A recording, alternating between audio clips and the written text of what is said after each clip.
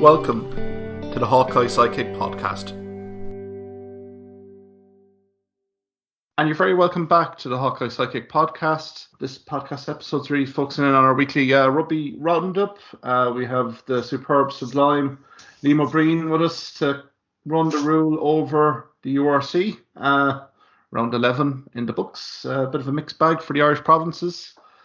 Ulster, Munster had good wins, while Connacht probably produced their worst performance of the season against Glasgow Warriors. And Jared Evans' penalty secured a famous win for Cardiff Blues. Liam, how are things? Yeah, Superman, yeah. Another great weekend of URC action. Yeah, it was great to see it. No, I mean, it's the weeks leading up to Six Nations. Sometimes this kind of round really kind of fills me with a bit of dread because of squad depth and a bit of unstructured play. But overall, I thought games were pretty half decent this weekend. Yeah, I mean, like if you're thinking about good actual proper games, Cardiff, Leinster, because Cardiff do play a great brand of rugby at home, absolutely. Absolutely, and we've been touting Cardiff Blues for the last few weeks. They've had a few near misses, particularly against Harlequins in the pool stages of the European Cup. Now, we talk all we want about the start of the season, COVID-19, but they've really regrouped. They've identified a few players from the fringes, and again, they really did continue that performance brilliantly. I suppose we can lead into that, Liam. 29-27 win for Cardiff Blues over Leinster. Real kind of end-to-end game, really played. Would have pretty packed house in the Arms Park, really. What were your initial thoughts, Liam, on the result and overall performance of the two sides? Yeah, I mean, as you said, actually, it seemed literally full house in Cardiff Arms Park, actually. Yeah. Regarding the game, I really enjoyed it. I mean, it was pretty even Steven there in the first half. Some good tries for both teams, actually. Absolutely, I thought Lane's try after 20 minutes really did set the tone, didn't it? I mean, Jared Evans, 10, he had an outstanding cameo at 10. I mean, he's dying to kick in behind, caught by Lane and the pace to burn there. But again, it was just a magnificent kind of piece of skill for Lane. But then immediately after, Adam Byrne then provides an absolute exquisite solo effort. Great line break, courtesy of Jimmy O'Brien, superb offload coming in on the line. He was full back this week, Jimmy O'Brien, and I mean that really kind of set the tone. I mean, some of the stats here, Liam, I'm kind of looking at it. Like both teams, I'd say they slept pretty well. On Saturday night, tackle count was 131 tackles made by Cardiff Blues, 146 for Leinster Rugby. Penalties pretty much even at 12-12, but even the meters gained, 366 meters for Cardiff Blues, 333 for Leinster, and it really kind of does indicate, doesn't it, Liam? It was very kind of a 50-50 game right up until the end. Oh, it does. It totally does. Yeah. I mean, it also indicates that the ball was in play an awful amount of the time in that game as well. Absolutely. And, I think it was kind of fierce breakdown contests throughout. And in fairness to Leinster, I suppose they will be probably disappointed probably in the video analysis, particularly at the end. But again, they kind of recovered well in the second half. James Tracy had a nice close range effort. And then Scott Penny, who thought had a super game. I think he made 21 tackles overall. Spots a gap in the line-out defensive set for Cardiff Blues, goes over, and you think, geez, this looks ominous here for Cardiff Blues. But Cardiff Blues really, their progressive style, they really did create width whenever they had the chance. And there was some lovely offloads there, particularly for that Amos try on 70 minutes. And it really set the crescendo up here, Liam, for a real Titanic finish at the end. Yeah, and it was going to be like a good penalty at the end as well. It was needed, under pressure, and he delivered for sure. Again, it was toing and froing all the way through those last 10 minutes, and then right at the end, Cardiff Blues, front foot ball. Ross Byrne unfortunately gets pinged. I think it was a high tackle. It was the actual decision, but.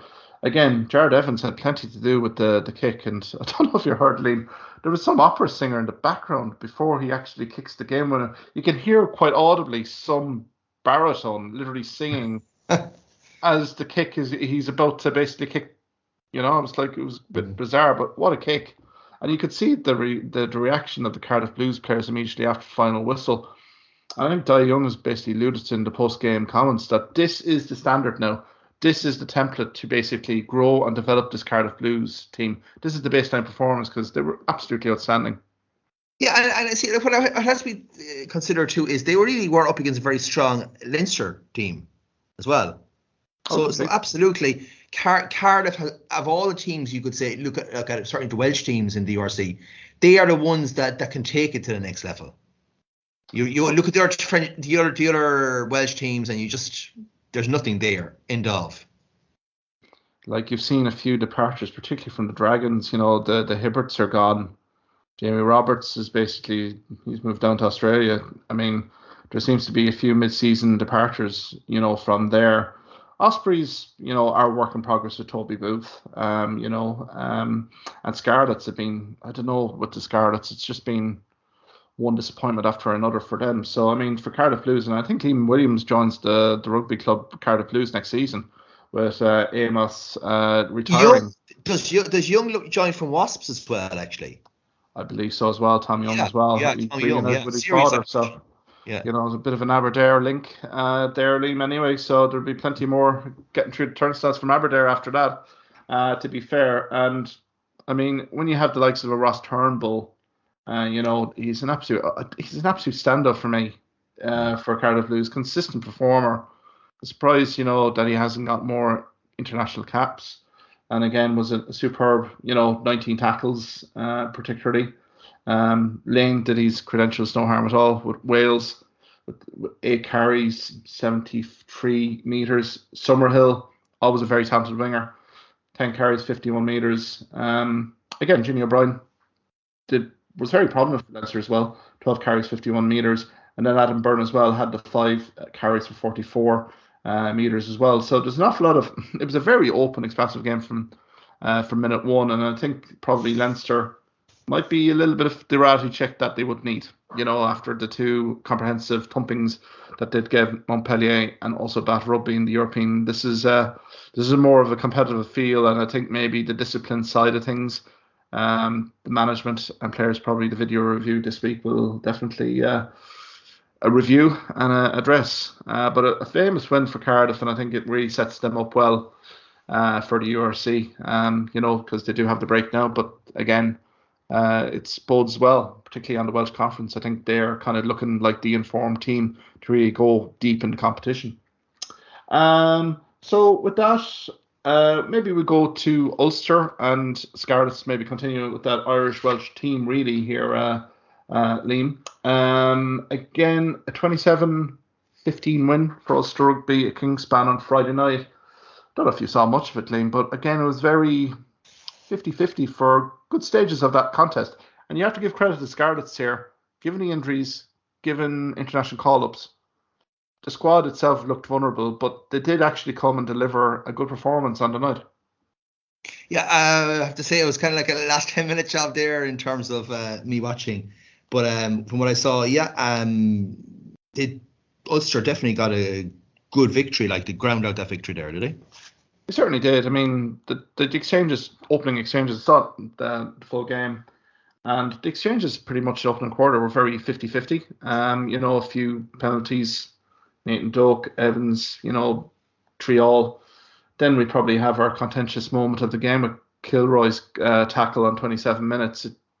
The optics don't look good, but then you can argue in terms of mitigation, in terms of the Scarlets player maybe slipping a little bit. But again, it's the way the head of the Scarlets player goes back, it looks pretty bad. I mean, again, you know, the match officials did deliberate, mitigation was cited. And Gilroy goes off in sin bin. And then it culminates with, I think, the play of the game for Scarlets. And Liam, we've kind of talked openly about Scarlets, how attractive they are in terms of their brand of rugby, particularly when they create width on the ball. And it was a great spin move to actually create the try. I know Samson Lee scores from close range, but the interchange of passing here really did expose Ulster defensively superbly well. So again, in fairness to Ulster, the resilience was there for all see. Again, playing with 14 players. Angus Curtis gets some game minutes, and again, great work from Vermeulen. Vermeulen had a powerful game as well, Liam, here. He had 13 tackles, he had 13 carries, 58 meters. He sets up essentially 2 tries here. And I mean, both sides going at halftime 10-all at the break. It suddenly went 15-all fairly early in the second half with Carter and Matthias cancelling each other out. And then it's kind of left to the last quarter. And in fairness to Billy Burns, he did have a great outing here. He had 2 clean line breaks. And again, pretty instrumental here in terms of the finish for Ulster. Milosevic, close range effort. And then Gilroy, who's back on the pitch to close it out late on, as Scarlets were looking for something late on. So I think the impressive part here, I would say, from an Ulster perspective, is how they secured the bonus point. I mean, very topsy-turvy game, given, and you know, these rounds, particularly lead up to Six Nations, very much attritional, is really testing your squad depth, securing these. These are kind of the hidden results when you review a season, you know, and getting 5 points against Scarlets at home.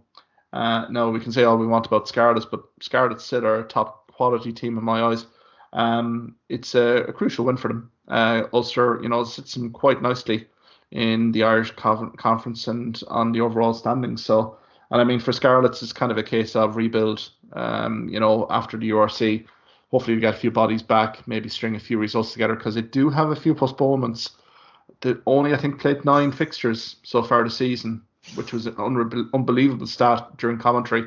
That's due to COVID-19 situation, stuff like that. So if they can get a few of their marquee players back, I think, you know, and they're very much, I think, a dry track team as well. They may have a bit of a say in the Welsh Conference, but I think a good overall win here for Ulster Rugby, 27-13, and coupled with the Leinster Rugby loss, I think, you know, it kind of creates a bit of a breathing room here for Ulster and maybe puts a little bit of pressure on Leinster Rugby a little bit in terms of the Irish Conference standings. Yeah, well, look, in the overall conference standings, it's actually the 2 Scots, Edinburgh, Glasgow, Ulster, and then Leinster. But obviously, there's nothing really between them in terms of points wise. But maybe some teams might have maybe an extra game played, you know. But yeah, I mean Ulster, yeah, absolutely flying it at the moment in every competition. Exactly, you know, and I think for the Scarlets head coach and the management staff, you know, probably going into that game, they were very vulnerable at, you know, given the squad selection issues that they did have, but they actually did produce a very good performance, and you know, there was pretty much nothing in it up until maybe minute 65, when then Ulster get the go-ahead score, and then obviously Kilroy gets the assurance try and the bonus point. But overall, good win there for Dan McFarlane and his Chargers. And then we quickly go to Sports Ground. Connacht entertained the Glasgow Warriors, and I think this was a key fixture for both teams, given how their European campaigns had unfolded in the previous 2 weeks. But if I was to tell you that the debutant out half forward for Connacht had the second highest tackle count for Connacht Rugby, I think that really tells the tale of the tape. A 42-20 loss to Glasgow Warriors, and I mean, Andy Friend very quick to come out and say that was the worst performance of the season. Don't know, Liam, any comments? Yeah, it's funny. One of the only things I saw was actually the Andy Friend interview afterwards, and he was totally deflated. I mean, there was nothing you could pick from that defeat, and that was positive at all. I mean, especially when Connacht actually were competitive for quite a bit in the first half there, and just like a complete second half collapse. I'm looking at the team. The team itself seemed quite strong enough as well. Like obviously without the 3 or 4 Irish guys as well. Yeah, again, you know, the Irish guys are pretty key cogs for the Connacht Rugby setup. The lad wasn't starting either. You know, you had Carty, Bundy. But again, I think the tone was set very early on here. Liam, collisions were lost. Gain line was for Glasgow Warriors, and I think McLean's try after 3 minutes really did emphasise that. I mean, it wasn't as if Connacht weren't defending, you know, resolutely, but I think it was just tackling technique. And the one thing about the Warriors, we know about the Warriors, is they love an offload game. What do? You eliminate the offload at source, and too many times Connacht lads are kind of losing the collision and the tackle. gaining that platform for Glasgow to really run the ball side to side and literally creating the line gaps. And I know Connacht had a good response from Sammy Arnold and also for Paul Boyle as well immediately after half time, but I felt they were completely on the back foot. So Glasgow, their second try, spin move and passing side to side, but they identify a mismatch between Watton and Tom Farrell. And Glasgow guys unopposed from 10, 15 metres out. Just a soft score, really. These are absolute morale sapping scores, really, and didn't really, again, we've talked at length about the last quarter for Connacht, that squad depth, that squad impact. They've conceded 3 tries again this weekend, or last weekend again. I thought Glasgow were very aggressive in their defensive line speed and really did negate any easy options for Ford to kind of get into the game. Start running a few good lines, particularly creating width. They were very aggressive, Glasgow, in their defensive line speed, and really Connacht were they were under the cosh, and no one really kind of stepped up, unfortunately. It was just overall a very poor performance. Yeah, and again, you'd also think that, Connacht are going to go down the table now at this stage, and the Warriors probably, with so many guys playing for the Six Nations squad with Scotland, probably were at under strength, really. Exactly. And, I think for the Glasgow Warriors head coach and management staff, it must have been a very pleasing performance given what happened the last 2 weekends, particularly the away trip to Exeter. They did produce a performance against La Rochelle. Now, I think there was a few kind of accuracy issues that really gifted a few tries to La Rochelle, so the performance had improved. But the manner in this win, 42-20, and as you say yourself, Liam, really between Glasgow and Edinburgh, they're kind of neck and neck at the top of the complete overall standings of URC. They have to be very pleased. I mean, clean breaks, they had 6. Meters gained here. If you're a defensive coach for Connacht now, you're kind of tearing the hair out. 448 metres gained. Now, Connacht had 352. But again, it's big field advantage there, and it really did set the tone. And as well as that, penalty count was probably even 11-10. Missed tackles, Connacht had 12, Glasgow 4. And the set piece for both sides, I think, is probably one for the video analysis. I know for Connacht that they won 4 out of their 6 scrums, 9 out 6 out of 10. So, I mean, there is scope for improvement, but I think squad depth-wise, they've been wholly exposed in this series of programme games, and I think they were just on fumes, unfortunately, for Connacht in this game. And when you consider it was Tiernan O'Halloran's 200 cap, physios leaving the Connacht rugby setup, you would have expected a bit more of a performance, but packed house and sports ground as well, it just never happened. It was such a flat performance. I think from Andy Friend and the backroom staff, there has to be a bit of trepidation heading up to Kingspan if this is going to be the level of performance ahead of this Interpro Derby game in round 12. Yeah, I mean, of all the places you probably don't want to be going in Europe at the moment, it's Kingspan. Yeah. It's not quite Leinster. It's not quite Munster. It's Kingspan. Absolutely, Kingspan. If it's Kingspan Friday night, which it probably is, my God, I mean, at least a good bonus point, 5 try victory for Ulsters on the cards anyway. Yeah, I suppose you can say as well, it's the squad depth again, but it's how do you regroup if you're Connacht Rugby now? I mean, Dennis Buckley came back from a long lengthy layoff, didn't do a whole pile wrong, but again, he's not going to give you that immediate impact. He needs a few games under his belt. It's just it's a kind of a worrying one as well, and I think Ulster will be fully gung-ho looking for revenge from Connacht after that Aviva Stadium mare at the start of the season as well. That will be fresh in their minds as well. So it doesn't get any easier for Andy Friend. And I mean, he is very candid to the media. I hope for Connacht's sake that there is a response, because if not, then I think the season could derail fairly quickly and they're going to be completely out of contention, out of Heineken Champions Cup places, which is the aim, to attract players. And it's a worrying time for Connacht, and they need to get bodies back as soon as possible. I suppose we can move swiftly on there, Liam, on that somber note for Connacht Rugby, and maybe look at Munster Rugby. Travel to Northern Italy, Parma. I thought it was a fairly routine, business-like performance from Munster, 34-17 away win. What were your general thoughts? Yeah, look, it was probably along the lines of what you'd expect. A bit of disjointed performance, really. I'd have to say from Munster. You could probably say you're disappointed in some aspects, but we were clinical enough at the end of the day to get those 5 tries, and and good individual performances. Your Calvin Nashes and your James O'Donoghue. Sorry. Jack O'Donoghue and obviously John Hodnett again when he was there. So yeah, overall, you have to be happy with that, wouldn't you? Yeah, quite happily have James O'Donoghue there as a 10 if you wanted to join from Kerry footballers after his county retirement anyway. Such a talented footballer, but yeah, I'd agree with you. I thought it was very stop-start.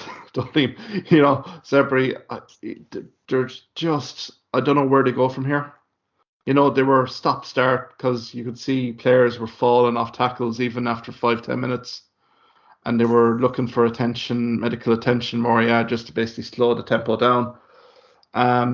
So that didn't really was conducive for Munster at the get-go. But I do remember a line break from Hodnett that really, I think, kind of spurred the performance on a bit. I think that was after, was a minute 15, minute 16. Kind of set the tone. And to be honest, Jake Flannery had a very eventful opening quarter, that gash underneath his eye there, Crowley did come in. But in fairness, Munster did string together some nice moves. I thought Jack O'Donoghue's try after 22 minutes was a very well worked try. Lovely interchange of passes. Liam Coombs as well. Hasn't put a foot wrong for me for Munster.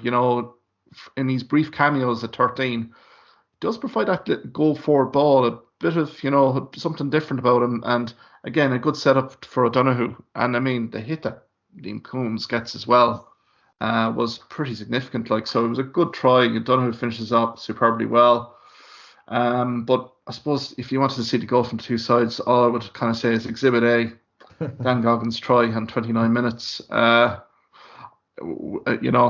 you're a line-out aficionado, I mean, it's a spin move in terms of the interchange of passes between Hodnett, Cronin, setting Dan Goggins clear. I mean, he breaks the first tackle. It's a high tackle, but he's some way out, and not to be stopped. It just, from a Zebri rugby perspective, I mean, defensively, that's not good enough.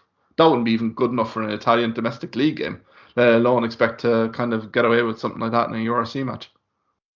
Yeah, and the game pretty much over then, isn't it? 15, it's pretty much over, even at that stage.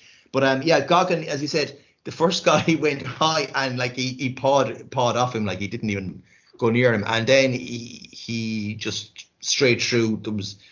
There was a hole there. It was strange, to see in modern rugby. There was just a total hole, and there was nobody to touch him. There was 2 or 3 other Zebra guys, but yeah, didn't touch him at all. That was.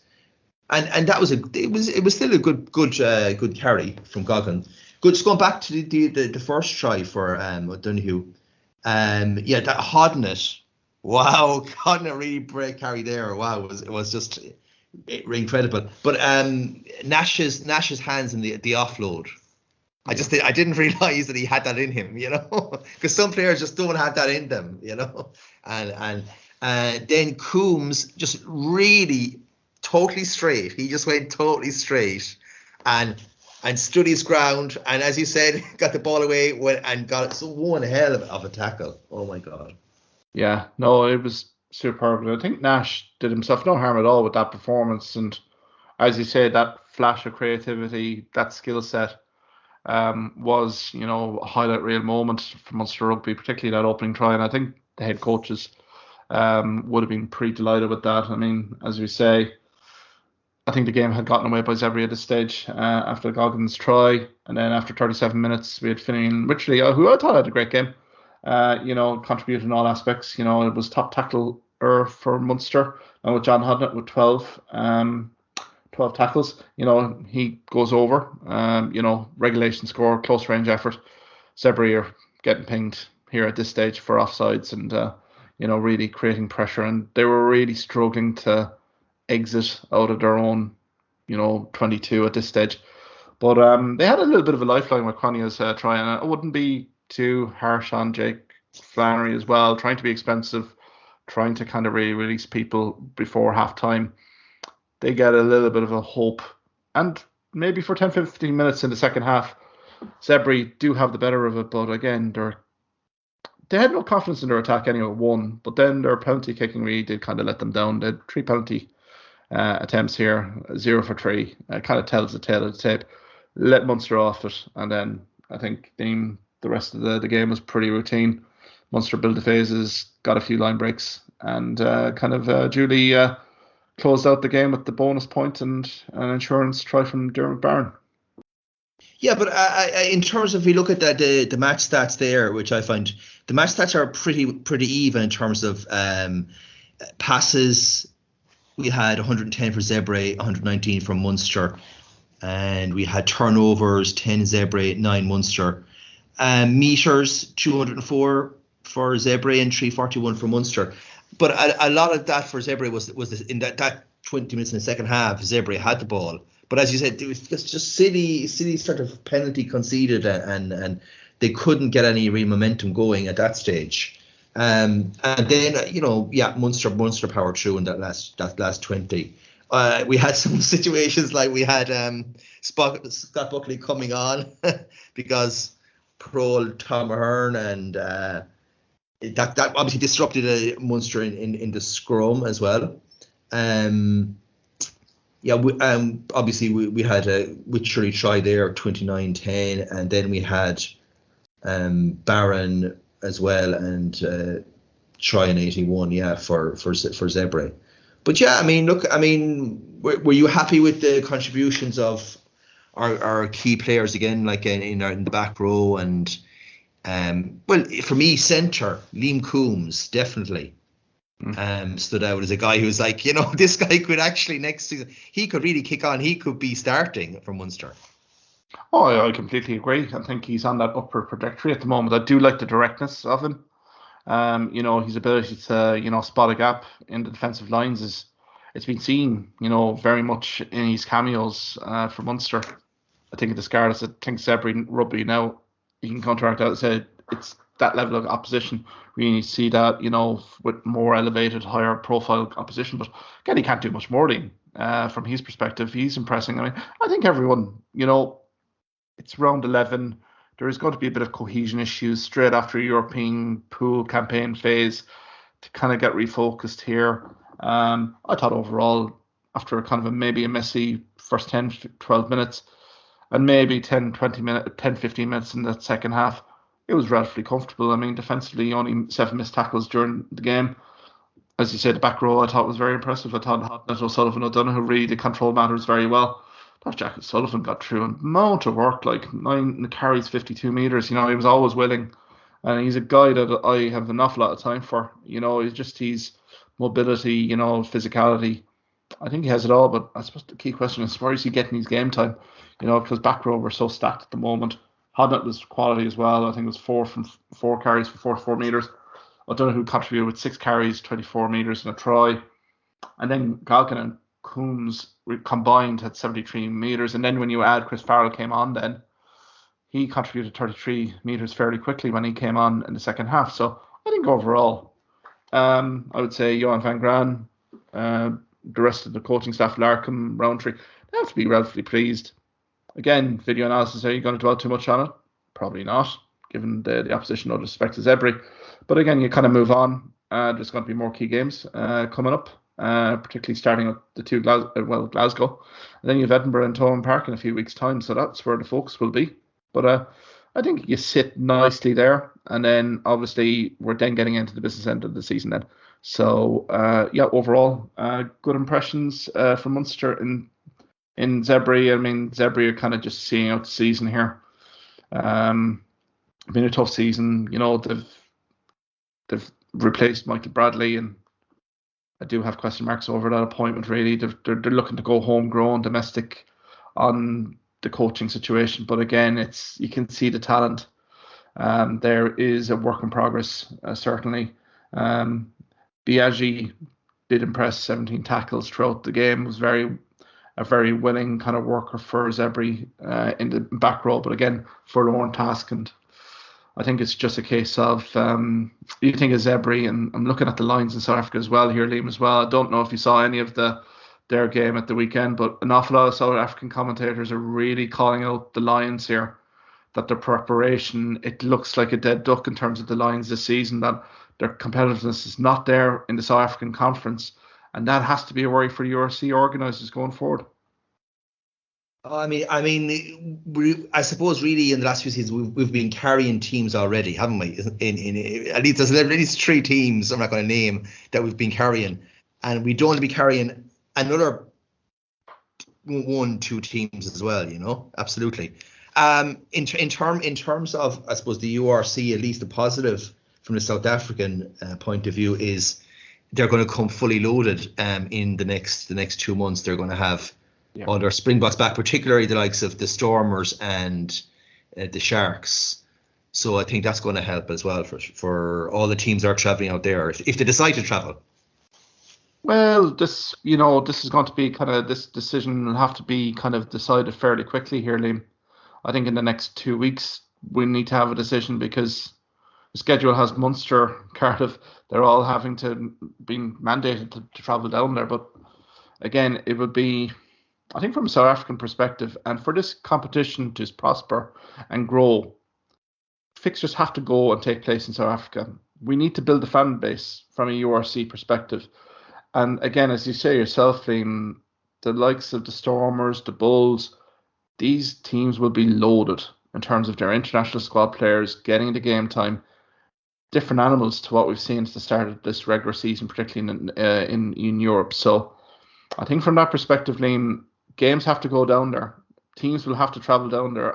If I'm hearing excuses now, I know financial costs, stuff like that, have to be borne in mind, and you'd hope for the clubs affected by the COVID-19 situation in South Africa that they are given assurances in terms of quarantine, that sort of thing. Have lessons been learned? But we need competitive games to happen in South Africa for this league. It's a fledgling league at the moment, let's be brutally honest, to really grow and emerge, because the aim here is for South African teams to come into the Heineken Champions Cup next season. That'll bring its own rewards as well in terms of revenue stream, stuff like that. So I think URC are going to really push hard for teams, particularly in Ireland, Wales, Scotland, to really kind of make the commitment to come down, play the fixtures in South Africa, and then provide maybe, integrity to the league. But I do see challenges. I do see some clubs maybe opposing that, naturally so, after what happened at the back end of last year. So that'll be interesting. But yeah, it's an exciting time, I think, in South Africa, particularly with the fixtures that have been coming. We're going to see more and more competitive games, and the fact that the Springbok internationals are lining up for their clubs here, it's a big bonus for the league. I suppose before we go here, Liam, let's have a chat about contract extensions in the province. I mean, we can focus in here on Munster Rugby here and also to Connacht. So last week there was announcements, and again, guys, ladies and gentlemen, we're going to be hearing these contract extensions now going into Six Nations. We're going to hear departures now, well-timed PR addresses, social media announcements coming into rounds 2 or 3 of the Six Nations. But from Munster Rugby's perspective, they tied down John Hodnett to another 2 years in addition to the season that they had already in the contract. Sean French, another promising player, and also Dan Goggin as well. But I suppose, Liam, you may have a few viewpoints probably on Dan Goggin's 2-year contract, do you? Yeah. It just so happens in the week that Malachi Fekitoa has kind of made a U-turn on joining Munster. So, we obviously need to keep a centre, and Goggins is the guy who's already there. So I think he basically gets re-signed on the basis of that. And he is a guy who hasn't just been maybe given enough game time in the last while, and he certainly took it there at the game at the weekend. Absolutely, no, he did a quality standout game. For instance, Dan Goggin, look at the physical attributes of the guy. He's a good footballer as well. So I think the 2-year deal, I think it was an insurance policy anyway, given the situation with Damien Delende as well. I mean, Rory Scannell being at 12 as well. Jake Flannery does has the versatility to play 12 as well. So I mean, I think they're just, from a Munster perspective, being very contingent in terms of their planning for next season. Dan Goggins not let the province down any shape or form in his career. And, hopefully we'll see a little bit more of him in terms of that 12 jersey. But yeah, I think the Fekitoa U-turn certainly does negate that, doesn't it? It does accelerate that contract deal a bit more. But Fekitoa is a good player. But for me, the injury concerns, particularly with Wasps, who's been very injury plagued. We just don't want that, situation coming to Munster Rugby. We need, our fully fit, particularly three quarters, to really hit the ground running next season, particularly. So, but Hodnett, I think, was a quality kind of piece of business for Munster as well. Ross Carberry native hasn't put a foot wrong there, Liam, has he? Oh, I think Hodnett is this season is one of the stand-up players for us already, and dare I say it, I know with all the guys who are there already, but a future Ireland 7, I would nearly say. He's a bit of the Van der Fleer about him, I have to say too, in every way. So absolutely great bit of business. Oh, completely. I think once he emerged on the scene, particularly with the under-20s, a few years ago, 2019 season, really has impressed no end. It's fascinating there with Lucy Cadellin as well. There's a whole host of guys, Gavin Coombs. You can see the academy, we're really producing from a Munster Rugby provincial level, really standout guys, particularly back row, particularly. So, I mean, it's a great piece of business to lock in Hodnett for that long extended period. And you say yourself, it's only a matter of time when he gets his recognition internationally. I think his speed, his mobility, tackle technician, everything about him is just on a level right now that belies the age of the guy. And there's still tremendous upside for John Hodnett, provided that he can keep fit, and not get too many injuries. I think the sky's the limit for the Ross Carberry native, and delighted to see him because I'm a big fan, and obviously, of course, Sean French as well. He gets rewarded with a 2-year contract as well.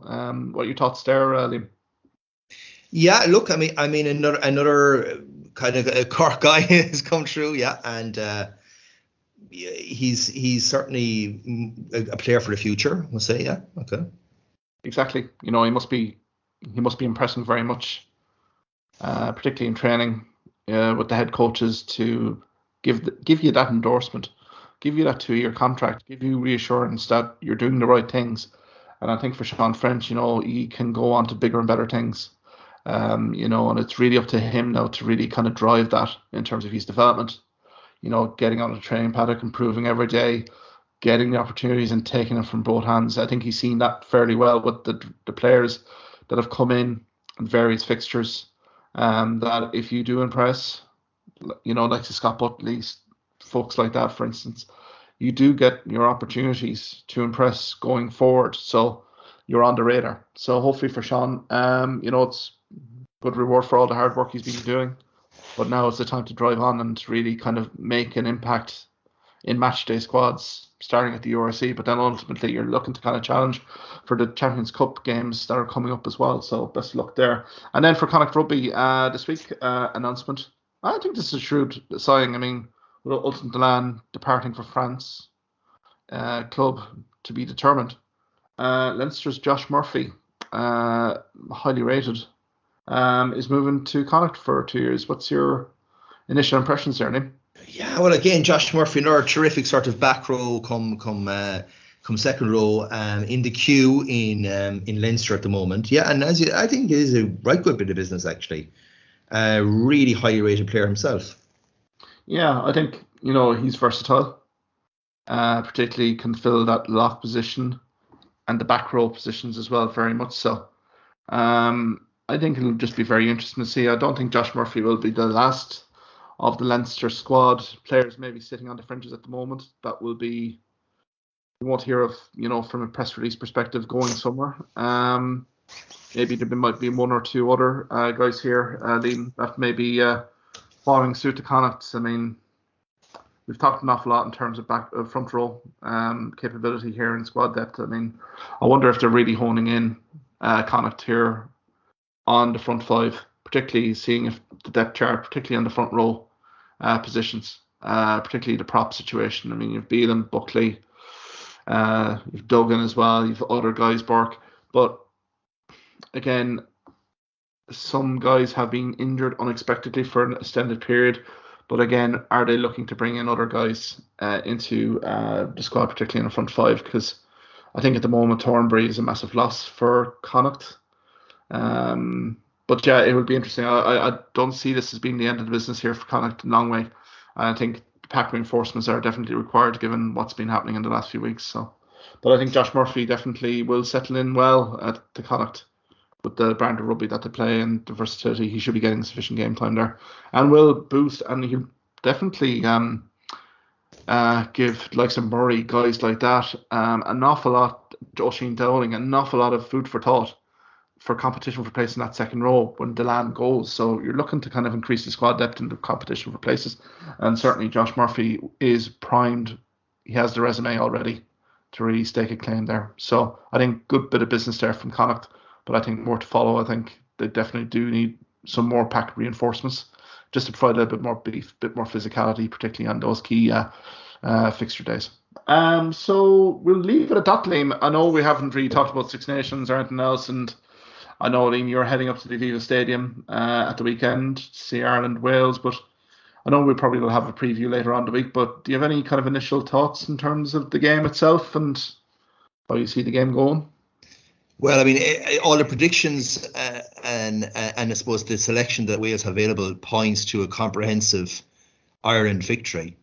I mean, when you have the Welsh side without their leaders like Ken Owens and Alan Wynne-Jones, yeah, it's going to be a tough ask for them. But, you know, Wales only need to start one game well, the first game of the Six Nations, and then they're suddenly on a roll again. So they're usually, quite a dangerous side. The other thing is that usually if they win a Six Nations or Grand Slam, they're pretty bad the next season. That's almost a guarantee. So that could happen as well. Yeah, I'm cautiously optimistic here, Liam. You know, there's not a lot of shadow boxing going on. Whenever Ireland and Wales, you know, the Irish, you know, we really respect Wales, and Wales would be, we do the same. And, I'm just cautiously optimistic, you know, it's first round of the championship, you know, and just, you know, you can read the guys that are going to be out of that Welsh 23-man squad, but still, there's guys in there that could make an impact or are going to be hungry to make an impact to extend their stay on that Welsh jersey, and everything does tee itself up for the Welsh jersey. I think it might be closer than people expect here, Liam. You know, our November internationals were brilliant, outstanding. If we do the same, then Wales are going to have a bit of a troublesome afternoon, but I expect a good challenge here from Wales. You know, they're not going to roll over here, and defensively very solid. You know, Pivac will literally look to set up, you know, and create a little bit of space out wide, particularly in the second, third quarters to exploit any kind of defensive cohesion issues. And you know, Liam, that there will be a few opening day nerves here from Ireland as well. So cautiously optimistic on the game, but I think Wales will be competitive for good periods of it, and really up to Ireland to execute the basics and the fundamentals very well. And again, I think Wales will target the line-out for Ireland as well, so it'll be interesting to see with Callagher, Herring, even Sheehan, whoever starts there, how their darts are, because, you know, if there's already successful for Wales, particularly on the set piece, I think, you know, could be an interesting afternoon. But best of luck there anyway, Liam. Hope you enjoy yourself in Dublin anyway. And we'll probably chat to you next week, you know, and also this week as well. We'll see if we can slot in a Six Nations preview before that to get the crystal balls out and see how miserable or how great we were on predictions come April. Yeah, sure, Mark. We'll certainly hopefully be celebrating a good comprehensive win this weekend anyway. Absolutely. Liam, thanks very much again for your insight, contribution anyway. Always appreciated. And sure, we'll talk again soon. Okay, see you. Jimmy. Thank you for listening to this podcast episode. If you liked what you heard in this podcast, why not subscribe to the Hawkeye Sidekick podcast on either Amazon, Spotify, YouTube or Twitter platforms.